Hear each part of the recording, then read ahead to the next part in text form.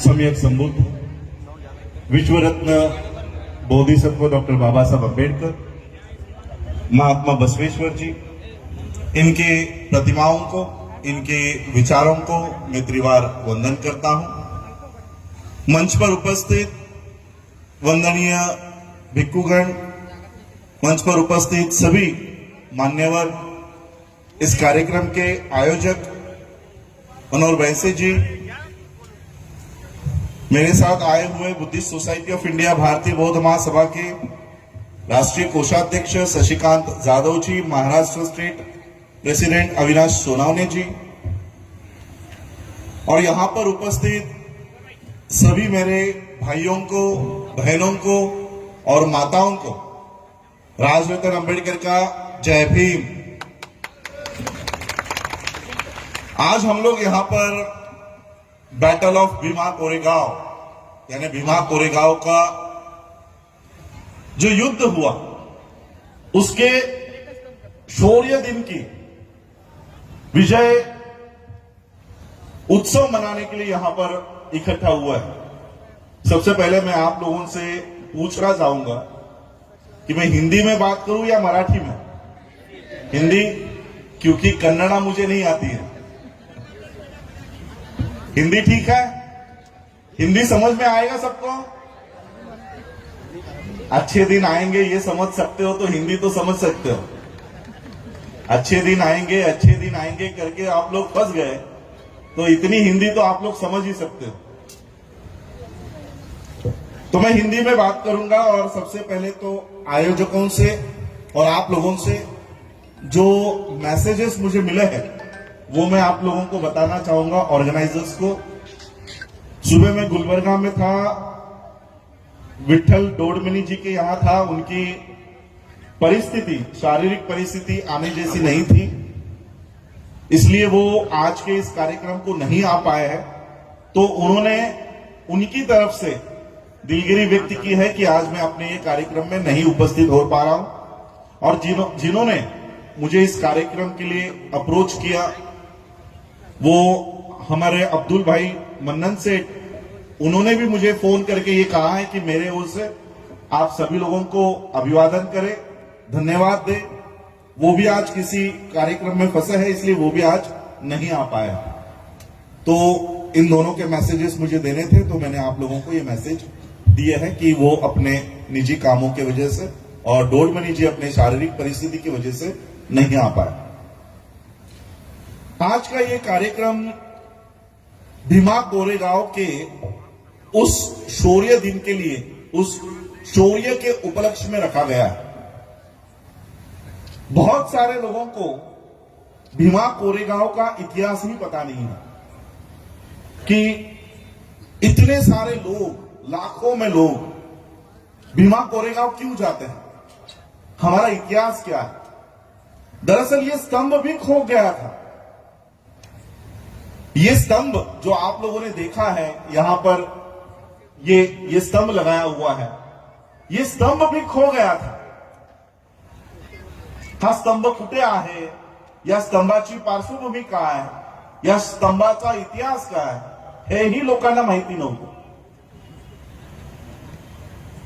इस स्तंभ को ढूंढ निकाला डॉक्टर बाबा साहब अम्बेडकर जी ने, और बाबा साहब अम्बेडकर जी ने आप लोगों को कहा, बाबा साहब अम्बेडकर जी ने इस समाज को कहा, क्या कहा पता है मौलाना जी? मैं आपको बताना चाहूंगा, बाबा साहब ने इन लोगों को जाकर कहा, अरे तुम लोग भेड़ बकरी की संतानें नहीं हो, तुम लोग शेर की संतानें हो। और अगर यकीन नहीं आता तो जाओ, जाकर देखो भीमा कोरेगांव का स्तंभ। तुम लोग शेर की संतानें हो, अपने आप को भेड़ बकरी मत समझो। बाबा साहब ने ये अपना इतिहास ढूंढ निकाला, लोगों को जाकर बताया कि वहां पर जाके नतमस्तक हुआ करो। बाबा साहब जाया करते थे कि ये हमारे पूर्वजों का इतिहास है। और ये इतिहास क्या है? देखिए, पेशवा कोई पहली बार नहीं हारा था। ये जो स्तंभ बनाया गया है, ये पेशवा हरा इसलिए नहीं बनाया गया, और पेशवा पहली बार नहीं हारा था। हल्दी घाटी के युद्ध में भी वो हार गए थे, तो ये स्तंभ बना क्यों? बाकी युद्ध में जब पेशवे हार गए थे तब कोई स्तंभ नहीं बनाया, भारत में कोई स्तंभ नहीं बनाया। लेकिन अंग्रेजों ने जब पेशवा ये लड़ाई हारे तब ये स्तंभ वहां पर बनाया। क्यों बनाया पता है? क्योंकि ये वो लड़ाई थी कि इसमें सिर्फ पेशवा नहीं हारे थे, हमेशा के लिए इस देश से, इस जग से पेशवाई खत्म कर दी गई थी। ये हमारे पूर्वजों ने हमेशा हमेशा के लिए पेशवाओं को खत्म कर दिया था। और ये लड़ाई क्या है? हाँ, पेशवा यानी ब्राह्मण्स, पेशवा यानी ब्राह्मण्स। बाबा साहब अंबेडकर हमेशा एक बात किया करते थे। बाबा साहब कहते थे, देखो आज मुझे वो कोट नहीं करना है, आज की परिस्थिति अलग है।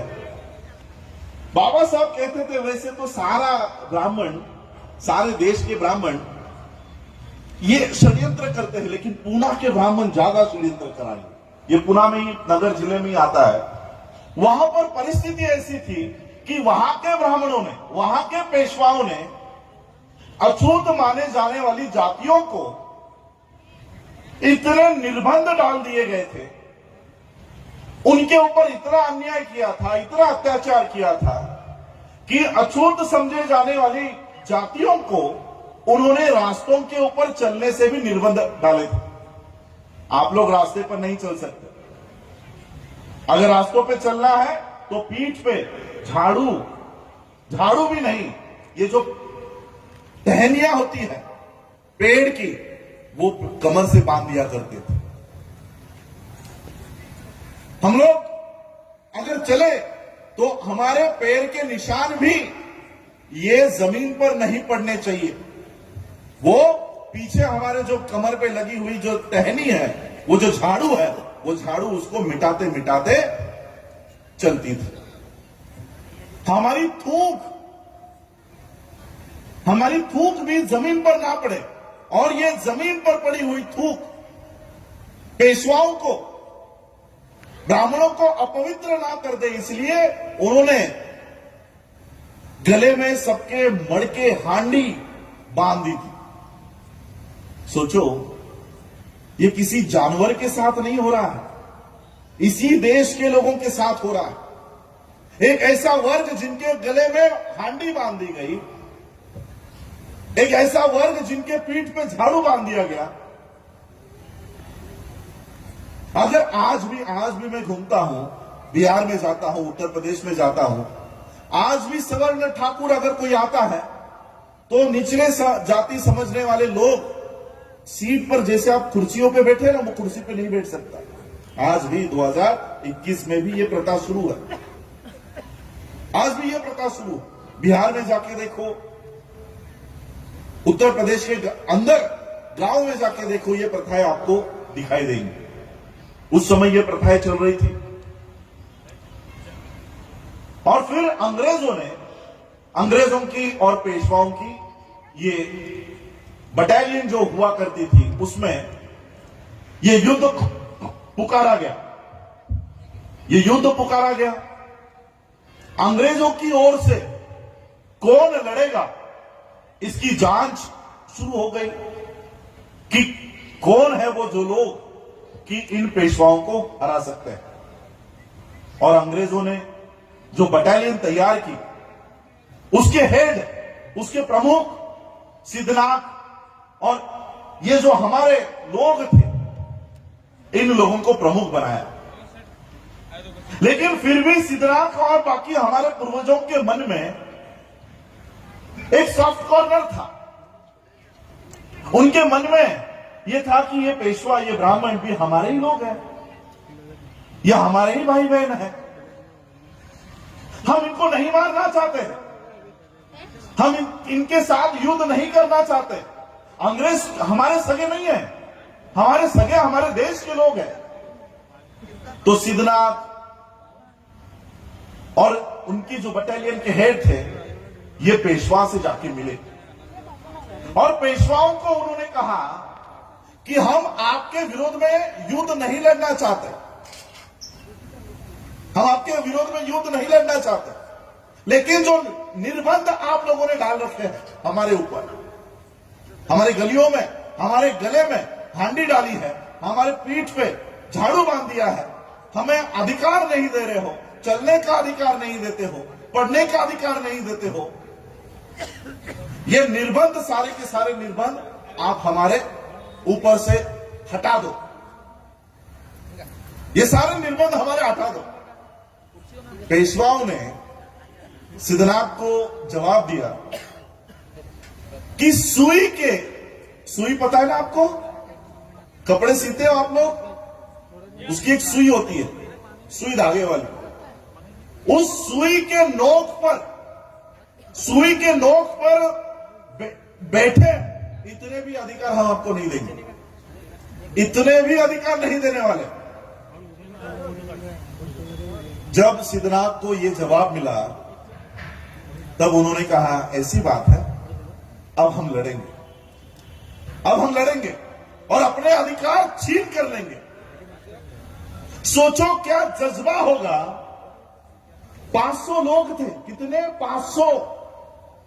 ना उनके हाथ में तलवारें थी, ना उनके हाथ में भाले थे, ना उनके हाथ में बंदूकें थी, ना उनके पास घोड़े थे, ना उनके पास हाथी थे। पैदल, पैर में जूते भी नहीं। भीमा नदी के पात्र में यह लड़ाई चली। 31 दिसंबर 1817 में यह युद्ध शुरू हुआ रात को। वैसे युद्ध चलता रहता था, रात के समय में यह बंद हुआ करता था। जब सिद्धनाथ ने यह घोषणा कर दी कि हम ये युद्ध लड़ने वाले हैं, 30,000 पेशवाओं की फौज थी। 30,000 पेशवाओं के पास तलवारें थी, भाले थे, बंदूकें थी, घोड़े थे, हाथी थे, उनके पास सारे साधन। 30,000। जब सिद्धनाथ ने घोषणा कर दी कि हम लड़ाई लड़ेंगे, 30,000 पेशवाओं में से 2,000 पेशवा डर गए। अरे ये लड़ने वाले हैं, हम इनके सामने नहीं लड़ सकते। 2,000 पेशवा भाग गए। अब कितने बचे? 28,000। लड़ाई कितनों में हुई? 500 महारों के बीच और 28,000 पेशवाओं के बीच। आप लोगों ने वो डायलॉग सुना है, तेरे जैसे 56 देखे करके? सुने कि तुझ्या सारखे 56 बघितले। इस डायलॉग का, इस स्टेटमेंट का उदम भी हमसे हुआ है। 28,000 पेशवा, 500 महार। एक महार ने कितने काटे हैं? 56। और यही से वो स्टेटमेंट प्रसिद्ध हुई कि तेरे जैसे 56 देखे। और ये युद्ध शुरू हुआ। एक तरफ 500 महारों के पास ना तो घोड़े थे, ना तो हाथी थे, ना कोई साधन थे। ठंड में 31 दिसंबर 1817 के रात के इस ठंड में ये युद्ध चल रहा था। और सिर्फ एक ही भावना इन लोगों में थी, इन हमारे पूर्वजों में थी कि अगर ये युद्ध हम हार गए तो हमारे आने वाली नस्लें गुलाम रहेंगी, और इसलिए किसी भी हालत में हमें इस गुलामी से आजाद होना है। ये पेशवा से नहीं लड़ रहे थे, हमारे हजारों सालों की गुलामी को नष्ट करने के लिए लड़ रहे थे। और जब ये युद्ध हुआ, ये हमारे पूर्वज, इन्होंने 28,000 पेशवाओं का खात्मा किया। पेशवाई वहां पर नष्ट हुई, पेशवाई हमेशा के लिए खत्म हो गई। और इसी वजह से अंग्रेजों ने इन शूरवीरों के नाम से, इन शूरवीरों के याद में ये भीमा कोरेगांव का स्तंभ नगर जिले में, जिस भीमा नदी के पात्र में ये लड़ाई हुई, वहीं पर ये स्तंभ उन्होंने उनके याद में, शौर्य की याद में वहां पर खड़ा किया। लेकिन पेशवाओं ने क्या किया, मैं इसके आगे और तो आप लोगों को बताऊंगा, इतना तो आप लोगों को पता है। पेशवाओं को यह दर्द था कि हमें कोई हरा नहीं सकता था, या अगर हम हार भी गए तो भी पेशवाई कभी नष्ट होने नहीं दी। लेकिन इन लोगों के वजह से पेशवाई खत्म हो गई। जब अंग्रेजों ने इनको सरेंडर होने के लिए कहा, अपनी पेशवाई नष्ट करने के लिए कहा, तब इन्होंने सिर्फ एक कंडीशन रखी, ठीक है हम तो हार गए, पेशवाई तो अब खत्म होनी है। उन्होंने एक कंडीशन रखी कि ठीक है हम अपना राजपाट सब समेट लेते हैं, लेकिन ये जो महार बटालियन है इसे बंद करो। ये जो महार बटालियन है जिन्होंने हम लोगों को हराया है, ये आपको बंद करनी होगी। मैंने जैसे आपको कहा कि अंग्रेज कोई हमारे सगे तो थे नहीं। पेशवाओं की बात को मानकर अंग्रेजों ने जिन लोगों ने उनको जीत हासिल करके दी, उसी बटालियन को अंग्रेजों ने बंद करवा दिया, उसी बटालियन को बंद करवा दिया। और उसमें मेरे परदादा जी थे, परदादा नहीं क्या कहोगे आप लोग, परदादा के पिताजी खापर, माझे खापर पंजोबा रामजी अंबेडकर। रामजी अंबेडकर की नौकरी चली गई, वो आप सभी लोगों को पता है। मेरे ख्याल से आपके यहां पर अभी सीरियल भी शुरू हो गई है, तो आप लोग देख रहे हो। उसी बटालियन में रामजी बाबा थे और उनकी नौकरी चली गई। वो अंतिम सांस तक अंग्रेजों से लड़ रहे थे, अंग्रेजों से लड़ रहे थे कि अरे हम आपके पक्ष से लड़े हैं, इतनी बड़ी जीत आपको हासिल करके दी है, आप हमारी ही बटालियन बंद कर रहे हो। रामजी बाबा ने बहुत संघर्ष किया उस बटालियन को शुरू करने के लिए, लेकिन उनके जीते जी वो बटालियन शुरू नहीं हुई, वो बटालियन शुरू नहीं हो पाई। और जब बाबा साहब बड़े हुए, बाबा साहब पढ़ाई लिखाई करके जब भारत में वापस आए, तब उन्होंने अपने पिता का अधूरा रहा हुआ सपना, उस महार बटालियन को फिर से शुरू करवा दिया, जो आज तक चल रही है, जो आज तक है। बाबा साहब ने इस महार बटालियन को अंग्रेजों को बताया कि अरे ये महार बटालियन इतना बड़ा पराक्रम उन्होंने किया है कि आप लोगों ने उनके याद में ये शौर्य स्तंभ वहां पर खड़ा किया और आपने उनको ही बंद करवा दिया। और फिर ब्रिटिशरों से ये बटालियन फिर शुरू हो गई। मिलिट्री में आज भी ये बटालियन काम करती है। अब इतना इतिहास सभी लोगों को पता है, इसके आगे भी कुछ बातें हैं जो बाबा साहब से संबंधित है, वो हमारे लोगों को आज तक नहीं पता। बाबा साहब वहां पर शौर्य स्तंभ को नमन करने जाते थे। क्यों? क्योंकि आप लोगों को पता चले कि हमारा इतिहास क्या है।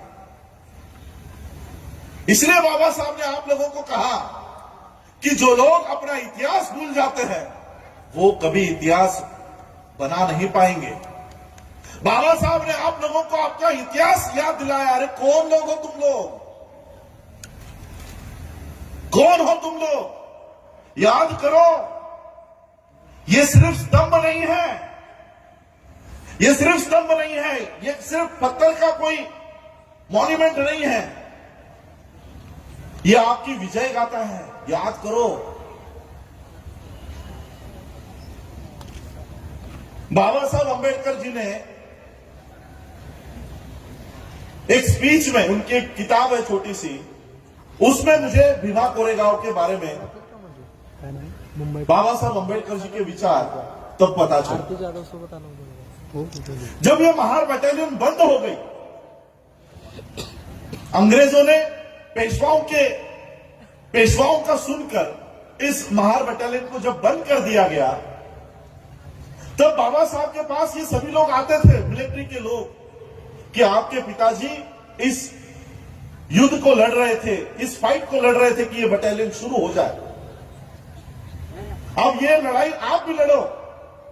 तब बाबा साहब का एक स्पीच है, उस स्पीच में आप लोगों को बताना चाहता हूं, सिर्फ 1818 को याद करके नहीं चलेगा, उसको 2021 में कैसे उतार सकते हैं, यह भी हम लोगों को जानना होगा।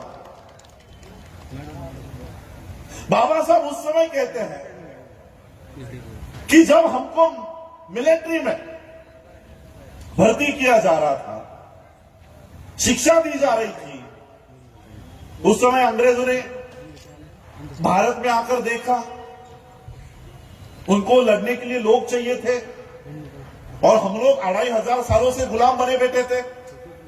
शस्त्र धारण करने का अधिकार क्या आप लोगों को था? शस्त्र धारण करने का अधिकार था? अंग्रेजों ने शस्त्र धारण करने का अधिकार दिया, अंग्रेजों ने शिक्षा का अधिकार दिया। हमारे लोग पहली बार स्कूलों में जाने लग गए, पहली बार मिलिट्री की ट्रेनिंग लेने लग गए, हाथ में शस्त्र पकड़ने लग गए। बाबा साहब ने जब महार बटालियन बंद हुई तब उन्होंने कहा, जब अंग्रेजों ने हम लोगों को इतने अधिकार दिए थे, शस्त्र धारण करने का अधिकार दिया था, पढ़ाई लिखाई करने का अधिकार दिया था, तब हमने अपनी व्यवस्था क्यों कायम नहीं की? उस समय हमने अपनी व्यवस्था क्यों नहीं बनाई? महार बटालियन बंद होने का दोष बाबा साहब ने किनको दिया? हम लोगों को।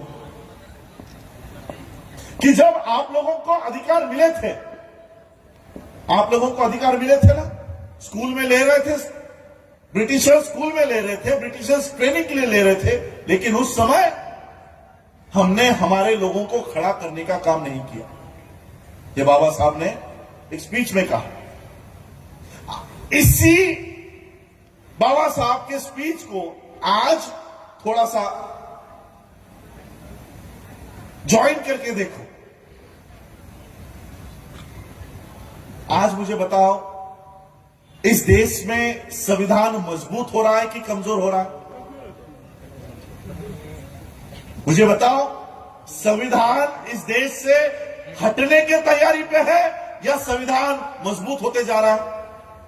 बताओ मुझे, संविधान हट रहा है? हट रहा?